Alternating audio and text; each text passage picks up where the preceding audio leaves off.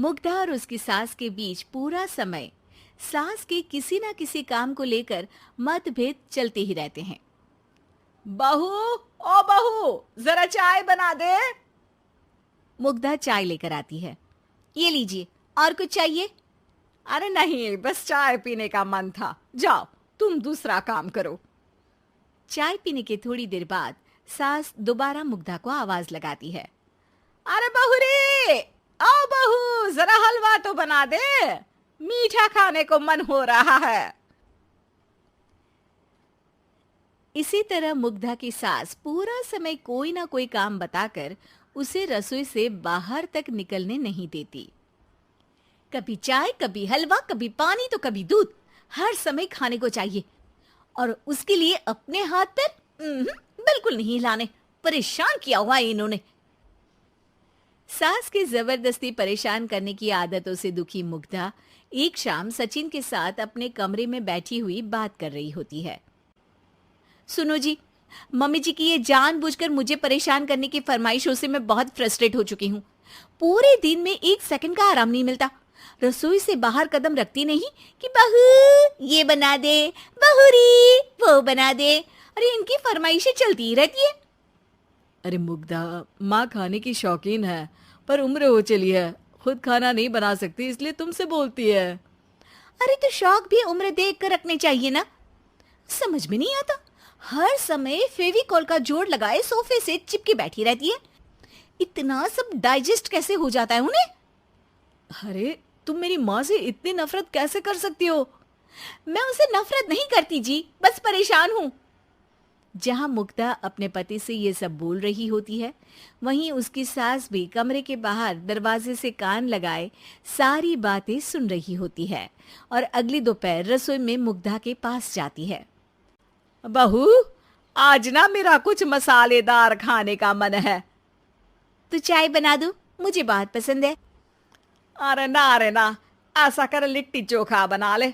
और हाँ, जितना मसाला बातों में मिलाकर पति को सुनाती हो ना, सब्जी में भी वैसे ही डाला करो, खाना स्वादिष्ट बनेगा। सास की बात सुनकर मुग्धा हैरान रह जाती है। मतलब अब पूरा समय मुझ पर हुक्म चलाने के साथ बंद कमरे में हुई पति पत्नी की बीच की बातें भी सुनती है? अरे बात जब मेरी थी तो सुनने में क्या दिक्कत है? ये कहकर सास वहां से चली जाती है। अरे अब तो हद पार हो गई, इस तरह से तो ये मेरा जीना मुश्किल कर देंगी। मुग्धा सास की हरकतों से परेशान उसका हल सोचने लगती है और इसी तरह कुछ दिन बीत जाते हैं, जिसमें सास का जन्मदिन आता है। मुग्धा बहुत खुशी के साथ अपनी सास को एंड्रॉइड मोबाइल गिफ्ट करती है। मम्मी, आपको सबसे बात करने के लिए बहुत दिक्कत होती है ना, कभी सचिन तो कभी मुझे बोलना पड़ता है, पर इस मोबाइल से आपको कोई दिक्कत नहीं होगी। एक जगह बैठे बैठे बहुत कुछ कर सकती हैं अब आप।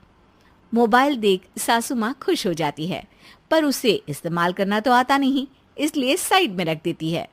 जिसे देख मुग्धा घर का सारा काम छोड़ मोबाइल सेट कर सास को इस्तेमाल करना सिखाने लगती है, जिसके बाद अब सास पूरा समय मोबाइल में ही लगी रहती है।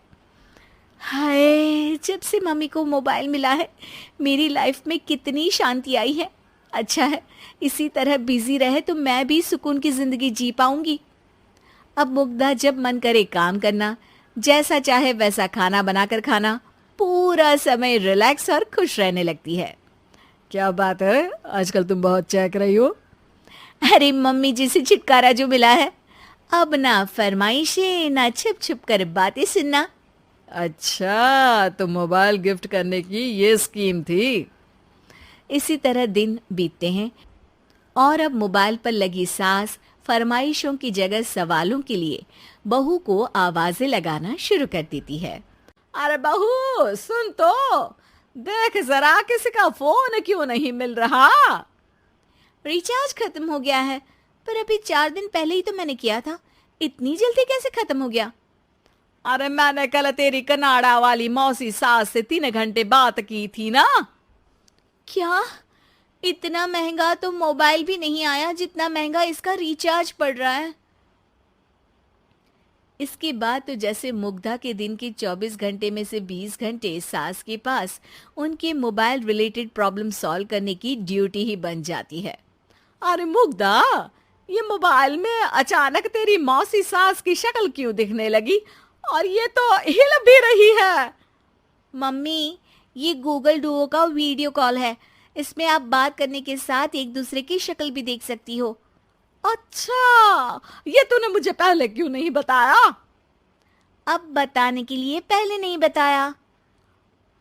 इसी बीच सचिन भी वहां आ जाता है और सास अपनी वीडियो कॉल में बिजी हो जाती है। क्यों, सास बहू में क्या गपशप चल रही है? इसे गपशप नहीं, दिमाग का दही होना बोलते हैं। पर तुम तो मम्मी को मोबाइल देकर बहुत खुश थी, फिर क्या हुआ? हाँ, उसका सुकून भी कुछ ही दिन मिला। अब घर के टंटे खत्म हुए तो मोबाइल की टिंग टिंग शुरू हो गई। देखो भाई, कुछ पाने के लिए कुछ खोना तो पड़ता है। आखिर तुमने मोबाइल अपने फायदे के लिए ही तो दिया है, तो फिर सवालों के जवाब भी देने पड़ेंगे, क्योंकि जब तक उनके हाथ में ये फुंथरू रहेगा, तुम्हारी लाइफ में प्राइवेसी और सुकून रहेंगे। कहने का मतलब है अगर इससे प्यार बढ़े तो दाग अच्छे हैं। अरे मुझे पहले दिन से ही पता है मोबाइल किस मकसद से दिया गया है। भूलो मत, इससे पहले मैं बातें ही सुनती थी।